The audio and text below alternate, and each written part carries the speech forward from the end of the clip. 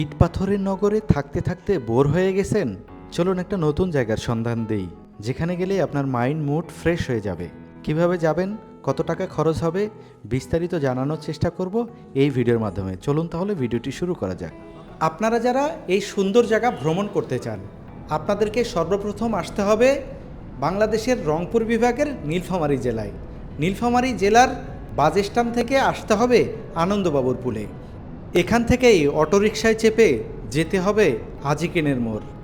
আজিকেনের মোড় যেতে অনেক কয়েকটা বাজার পড়বে, তার মধ্যে হলো বাদিয়ার মোড়, তারপর হলো চাঁদের হাট, তারপর হলো ডুহুলি, তারপরে আজিকেনের মোড়।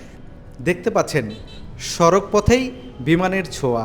আমরা যেই অটোতে চড়েছি, অটোর চালক খুব দ্রুত অটো গাড়ি চালাচ্ছিল, আর শীত হলেও দিনটা ছিল রোদ উজ্জ্বল।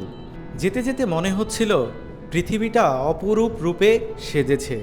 শিশির ভেজা গাছ, রোদ উজ্জ্বল সকাল, উষ্ণতায় ফুরফুরে মেজাজ। তাই তো আমরা ঘুরতে যাচ্ছি।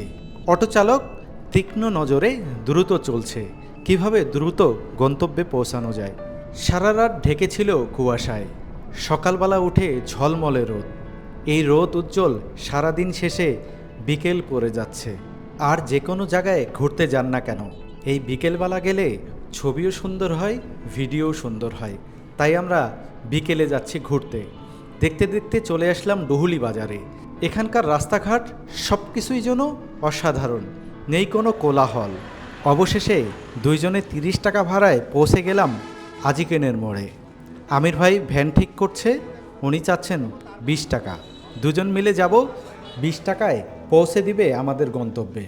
আমরা ভ্যানে চেপে রওনা হলাম। যাওয়ার পথে ভ্যান চালক চাচার সাথে আমির ভাই খুনসুটি করছিল। জায়গাটা কেমন, কোন ধরনের মানুষ আসে, আরও অনেক বিষয় জানার চেষ্টা করছিল।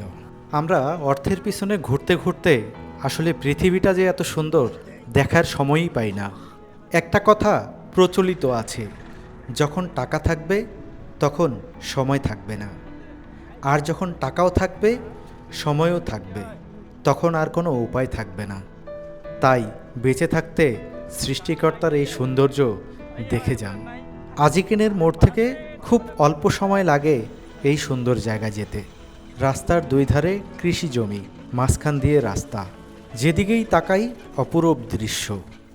মাঠের পর মাঠ পড়ে আছে। সূর্য যখন কাটা ধানের খড়ে পড়ছে, চিকচিক আলোর ঝলকানি দেখা যাচ্ছে। চারদিকে শুনশান, কোনো বাড়িঘর নাই, মাঝখানে রাস্তা। আমরা শুধু চলছি আর চলছি। আমরা সবসময় আমাদের ইউটিউব চ্যানেল এবং ফেসবুক পেজে এরকম এক্সক্লুসিভ প্রাকৃতিক ভিডিও দেওয়ার চেষ্টা করি। তাই যারা আমাদের এই ভিডিওটা দেখছেন, চ্যানেল দেখলে চ্যানেলটি সাবস্ক্রাইব করবেন, আর ফেসবুক পেজে দেখলে পেজটি ফলো করে রাখবেন। তাহলে আমরা এরকম চমৎকার দৃশ্য দেখানোর অনুপ্রেরণা পাব। অবশেষে আমরা পৌঁছে গেলাম। অনেকেই হয়তোবা দীর্ঘ আগ্রহে অপেক্ষা করছেন আসলে জায়গার নাম কি। এই পার্কটির নাম হলো মুসা পার্ক। আশেপাশে কোনো বাড়িঘর নেই, নতুন গড়ে উঠেছে পার্কটি শহর থেকে একটু দূরে, কোলাহল মুক্ত জায়গায়। তাই উত্তর অঞ্চলের নীলফামারী জেলার মানুষ এখানকার মুগ্ধতা দেখার জন্য প্রায় সময় এখানে আসেন সময় কাটানোর জন্য।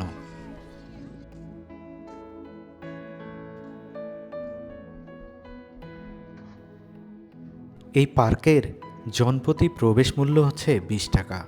ভিতরে ঢুকতেই আর্টিফিশিয়াল ফুল দিয়ে মোড়ানো রাস্তা।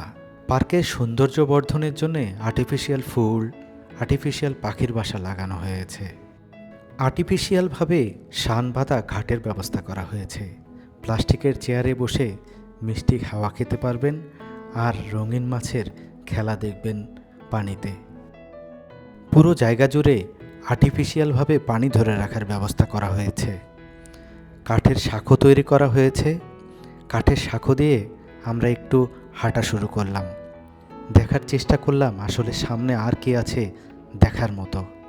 সামনের দিকে যেতেই দেখলাম একটি গোল ঘর রয়েছে।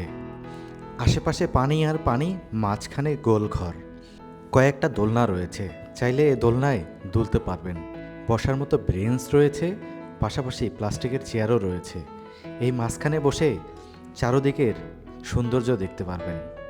গোলঘর থেকে একটু সামনে গেলে ডান দিকে হচ্ছে সেলফি স্ট্যান্ড, বাম দিকে হচ্ছে গোল ঘর, যেখানে বসে এখানকার দৃশ্য উপভোগ করতে পারবেন, আর মাঝখানে ওয়াচ টাওয়ার। এই পার্কের সবচাইতে সুন্দর স্থান হচ্ছে সেলফি স্ট্যান্ড যেখানে করা হয়েছে। চারোদিকে থই থই পানি, মাঝখানে সাজানো সেলফি স্ট্যান্ড।